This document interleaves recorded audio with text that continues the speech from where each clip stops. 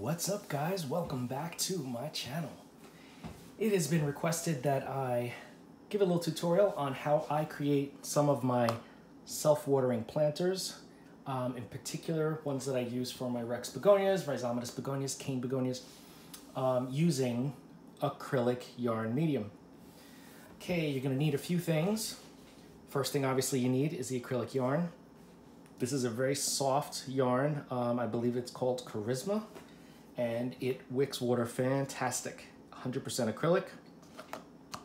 You are also going to need a plastic pot that has drainage holes on the bottom. This is, I don't think it's quite a 4-inch pot, maybe 3.5 inches. I got this at a dollar store, and you can get a bunch of them for $1. And then I have my plastic, I think this is PET plastic cup that you can get this at, a lot of stores have this in the seasonal section, and it's like outdoor cups that you can use during the summer if you have an outdoor bar or if you're having company. And you know, reusable, obviously. These are not disposable, they're thick plastic and they work great. And then you need your water. I just have a pitcher though, but any water will do when you're propagating. So to get started, you make your chain out of your acrylic yarn. And what you're going to do is take the two ends of the chain that you have, and you're going to wick them through the bottom of your plant pot. You go in from the opening, pull it through. I go on the opposite ends, as you can see, just to keep the water uptake balanced, like that. I pull it through enough so that it touches the bottom of the reservoir, and then there's a little extra. So you can see it's touching the bottom of the reservoir, but it's not just touching. There's some slack. And the reason why I do that is because if you have this like on a tilt somehow, like whatever table or rack you have this on, and water pools to one side, you want to make sure that those wicks are able to reach it. I wouldn't let the water run out completely, especially not with Rex begonias. I've had better luck just keeping at least some sort of reservoir of moisture. Next thing you do is you take the rest of your acrylic and you pop it into the pot like so. There you go. You don't have to pack it in too much. Keep it nice and fluffy because there are air pockets in there that are vital to the survival of these cuttings and of these plants. And this is what it looks like. Make sure that your plant fits snugly on the top of your cup.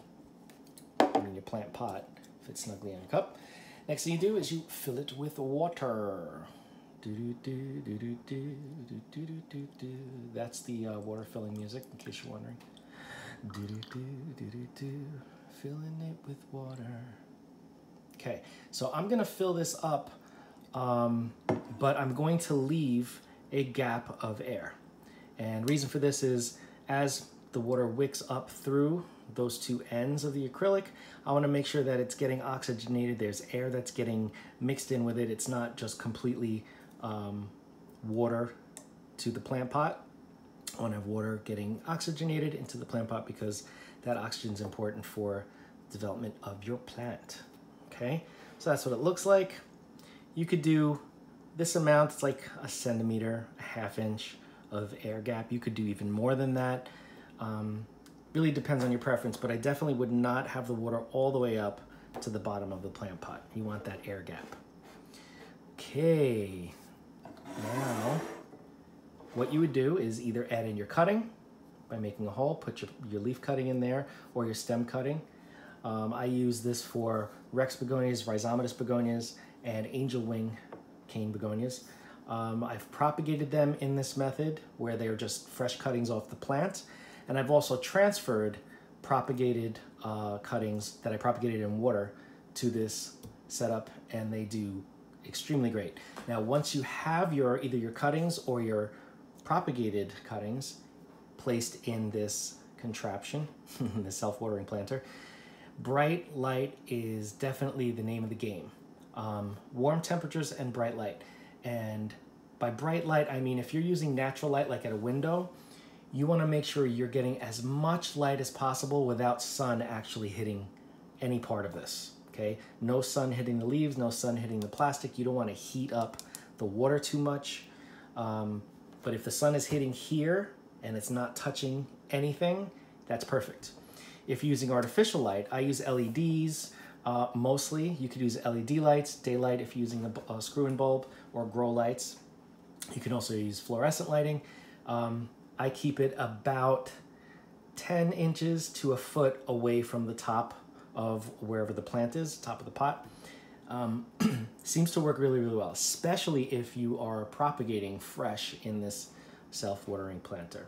Okay, now to show you some examples of what I have done, I have here one that was propagated here and one that was transferred. And let me just bring the camera over so you can see it better. All right, you can see this is a Rex begonia cutting, and it's in the acrylic yarn. It's getting the watering at the bottom. You see that there's the gap there. And you can see we've got babies growing off of a leaf. Doing really well. And this one has been in this self-watering planter for much longer. As you can see, there are many more leaves. This is the mother leaf here. And it started to grow new leaves from the crown. And there's a new leaf coming up now, right now. And it always stays damp. And again, this one has a much bigger gap because it will need to be watered soon, but I wait for it to go down so I have like an inch of water in the reservoir. And this plant, because now it has roots and plantlets, can get feed. This one would get either Maxi Grow or sometimes I even give orchid fertilizer. It really depends on what's available, but look at that. It's doing just fine in here. This hasn't even been getting the bright light that it should be. It would probably grow a little bit faster if I had brighter light, but it's still doing well. It's still growing. It's healthy. The leaves are healthy. You could tell that there's not a lot of bright light because these leaves are not the same color as, let's say, an adult leaf that originally got nice bright light.